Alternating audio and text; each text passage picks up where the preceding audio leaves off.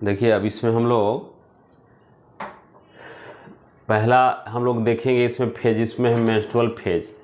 अब देखिए इसमें 2-3 क्वेश्चन कंसेप्चुअल जो है एनसीईआरटी में, आप ग्राफ देखिएगा, ग्राफ के बारे में भी हम लोग डिटेल पढ़ेंगे।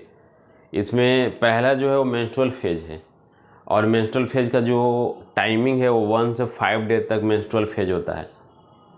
और ये एक ऐसा फिनोमिना है जिस पे आए दिन हम लोग अपना क्लिनिक में डेली रूटीन में हम लोग देखते हैं कि अभी जो जितने भी यंग्स गर्ल्स है उसमें बहुत सारा डिसऑर्डर इसके पीछे आ रहा है।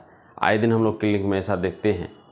इससे बहुत सारा साइकोलॉजिकल इफेक्ट की वजह से या एटमॉस्फेरिक इफेक्ट की वजह से कहीं ना कहीं इसमें बहुत ज़्यादा चेंजिंग आ रहा है। तो नॉर्मल हम लोग यहाँ पे देखते हैं कि जनरली में इसका जो मेंस्ट्रुअल फेज का डे है 1 से 5 डे तक होता है। ये है, होता कितने डे पर है? 28 डे। लेकिन इसका जो टाइमिंग ऑफ पीरियड है, मतलब जो 1 से 5 दिन तक रेगुलर साइकिल जो होता है प्रत्येक मंथ के 28 डे में, तो उसमें क्या होता है? तो हम लोग पिछले क्लास में पढ़े थे कि जो हमारा लेयर था ओवा का, वो कॉर्पस एक लूटियम एक लेयर था। यहाँ पे होता क्या है कि जब मेंस्ट्रुअल फेज होता है तो डिजनरेशन ऑफ कॉर्पस लूटियम, जो कॉर्पस लूटियम का लेयर है उसमें डिजनरेशन होता है।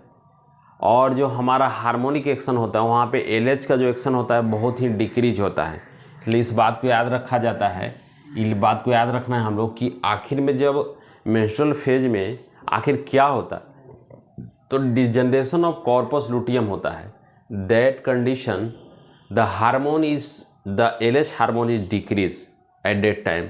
देन आफ्टर ये जो डिजनरेशन ऑफ कॉर्पस लूटियम होता है, और कॉर्पस लूटियम का एक बहुत बड़ा हमारे जो हार्मोनिक सिस्टम में है वो बहुत ही रोल है, क्योंकि इससे प्रोजेस्टेरोन एस्ट्रोजन इनहिबिन निकलता है। 3 हार्मोन वो रिलीज करेगा कॉर्पस लूटियम। आपको नीट में क्वेश्चन डायरेक्ट भी पूछा जा सकता है, in which following hormone is decreases by, या विशिष डेवलप्ड। तो प्रोजेस्टेरोन एस्ट्रोजन इनहिबिन किसके द्वारा है? Corpus, degeneration of corpus luteum. उस समय में जो ल्यूटिनाइजिंग हार्मोन है उसका लेवल डिक्रीज रहेगा।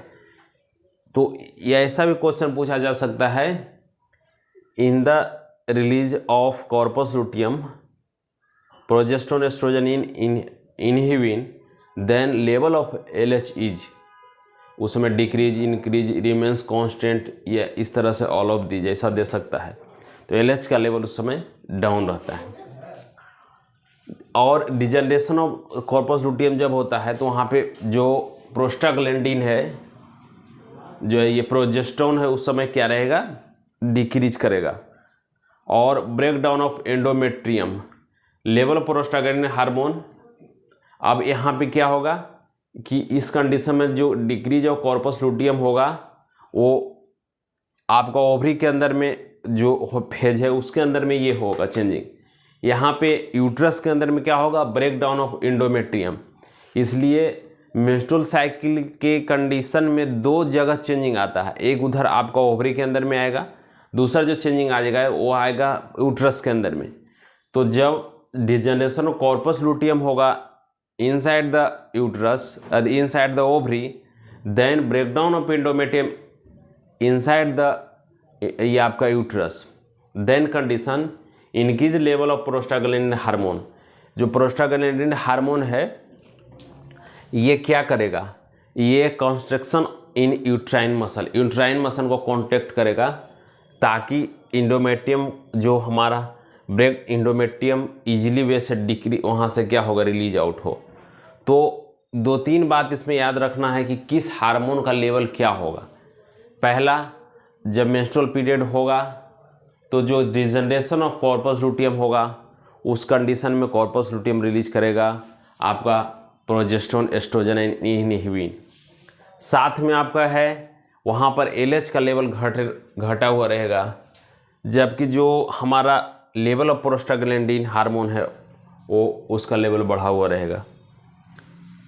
अच्छा, और जो इसमें मेंस्ट्रुअल पीरियड के अंदर में जो अमाउंट ऑफ ब्लड है वो 50 से लेकर 150 ml पर पीरियड, मतलब पर मेंस्ट्रुअल पीरियड में ये निकलता है। अप्रोक्स आपका 5 डे में 50 to 150 ml तक में डिक्रीज होता है। ये आपका आया मेंस्ट्रुअल फेज जो 1 to 5 डे तक चलता है। उसमें डिटेंशन कॉर्पस लुटियम होगा, प्रोजेस्टेरोन एस्ट्रोजन हीमिन रिलीज होगा, प्रोस्टाग्लैंडिन जो प्रोजेस्टेरोन का लेवल है वो भी घटेगा, ब्रेकडाउन ऑफ एंडोमेट्रियम होगा, स्लॉट आउट करेगा, इनकी लेवल ऑफ प्रोस्टाग्लैंडिन हार्मोन रहेगा। ये 2-3 बात पर ध्यान रखना है। अब आता है फॉलिकुलर फेज, जिसको कि प्रोलिफरेटिव फेज भी बोलते हैं। ये आपको लगभग 16 से 13 डे तक माना जाता है। जो हमारा प्रोलिफरेटिव फेज है 16 to 13 days. Development of follicles by the help of FSH, जो फॉलिकल्स है वो डेवलप करेगा। जब फॉलिकल डेवलप करेगा FSH के तो क्या होगा, डोमिनेटिंग फॉलिकल, इसमें से एक डोमिनेट करेगा। डोमिनेटिंग करेगा तो एस्ट्रोजन एंड हीबिन, तो प्रोलिफरेटिव ऑफ द इंडोमेट्रियम, ये एस्ट्रोजन इंडोमेट्रियम को प्रोलिफरेटिव करेगा, जबकि inhibin FSH and development of follicle. जो हमारा FSH है वो ये एस्ट्रोजन का काम है एंडोमेट्रियम का ब्रेक डाउन करना, जबकि FSH का काम है फॉलिकल को डोमिनेट करना। तो ये दोनों कंडीशन इसके अंदर में डेवलप करता है जो फॉलिकल फेज है, जो आपका 16 to 13 डेज तक होता है।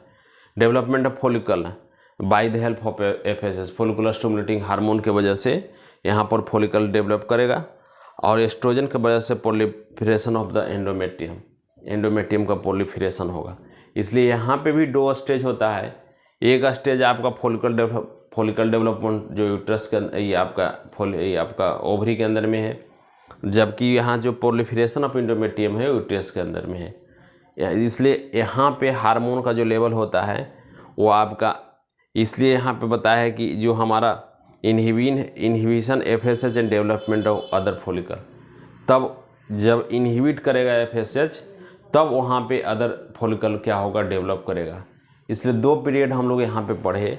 मेंस्ट्रुअल पीरियड जो 1 to 5 डे होता है, जबकि दूसरा जो होता है वो आपका फॉलिकल फेल होता है जो कि 16 to 13 डे तक होता है। तो यही आपका मेंस्ट्रुअल पीरियड का 2 पीरियड है। टोटल 4 पीरियड हम लोग पढ़ेंगे। इसके बाद में हम लोग 2 पीरियड और पढ़ेंगे। धन्यवाद।